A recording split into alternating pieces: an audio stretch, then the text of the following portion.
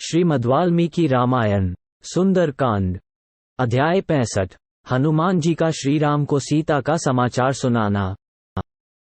तदनंतर विचित्र काननों से सुशोभित प्रस्रवण पर्वत पर जाकर युवराज अंगद को आगे करके श्री राम, महाबली लक्ष्मण तथा सुग्रीव को मस्तक झुकाकर प्रणाम करने के अनंतर सब वानरों ने सीता का समाचार बताना आरंभ किया। सीता देवी रावण के अंतपुर में रोक रखी गई हैं। राक्षसियां उन्हें धमकाती रहती हैं। श्री राम के प्रति उनका अनन्य अनुराग है। रावण ने सीता के जीवित रहने के लिए केवल 2 मास की अवधि दे रखी है। इस समय विदेह कुमारी को कोई क्षति नहीं पहुंची है, वे सकुशल हैं। श्री रामचंद्र जी के निकट ये सब बातें बताकर वे वानर चुप हो गए।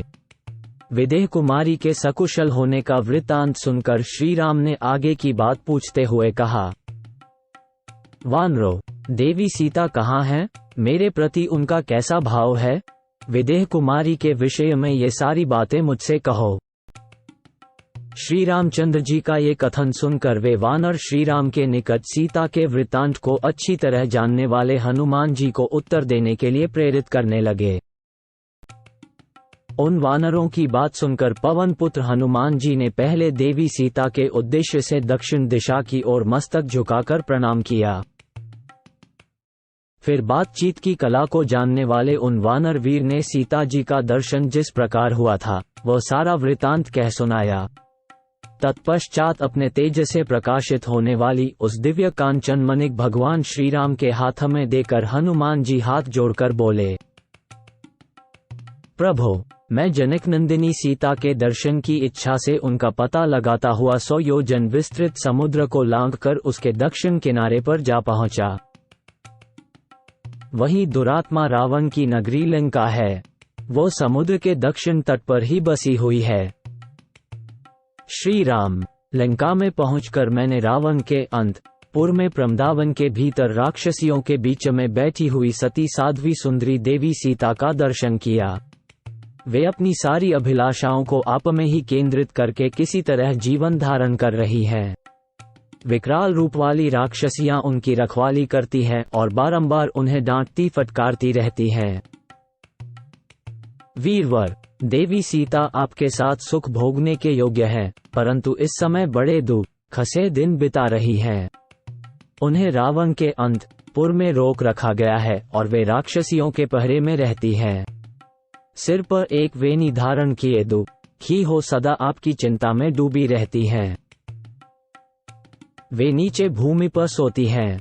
जैसे जाड़े के दिनों में पाला पड़ने के कारण कमलिनी सूख जाती है, उसी प्रकार उनके अंगों की कांति फीकी पड़ गई है। रावण से उनका कोई प्रयोजन नहीं है। उन्होंने प्राण त्याग देने का निश्चय कर लिया है। ककुत्स्थ कुलभूषण, उनका मन निरंतर आप में ही लगा रहता है।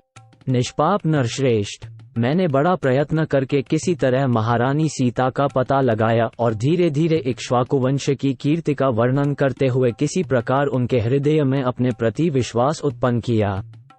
तत्पश्चात देवी से वार्तालाप करके मैंने यहाँ की सब बातें उन्हें बतलाईं। आपकी सुग्रीव के साथ मित्रता का समाचार सुनकर उन्हें बड़ा हर्ष हुआ। उनका उच्च कोटि का आचार विचार पातिव्रत्य सुदृढ़ है।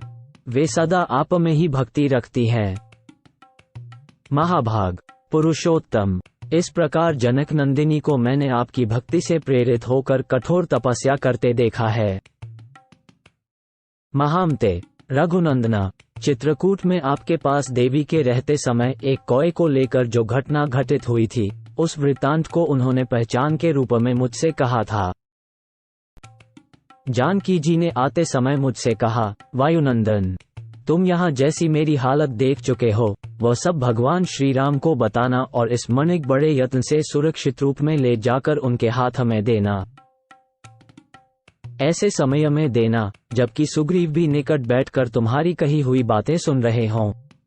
साथ ही मेरी ये बातें भी उनसे निवेदन करना, प्रभो, आपकी दी हुई यह कांतिमती चूड़ामणि मैंने बड़े यत्न से सुरक्षित रखी थी। जल से प्रकट हुए इस दीप्तिमान रत्न को मैंने आपकी सेवा में लौटाया है।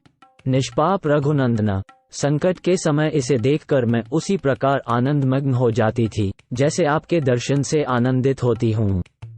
आपने मेरे ललाट में जो मैनसिल का तिलक लगाया था, इसको स्मरण कीजिए।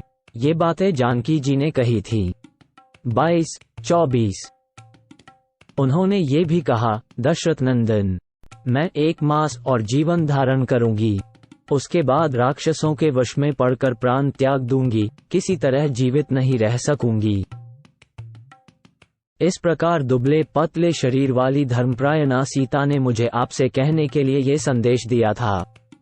वे रावण के अंतपुर में कैद हैं और भय के मारे आंख फाड़ फाड़ कर इधर उधर देखने वाली हरिणी के समान वे सशंक दृष्टि से सब ओर देखा करती हैं।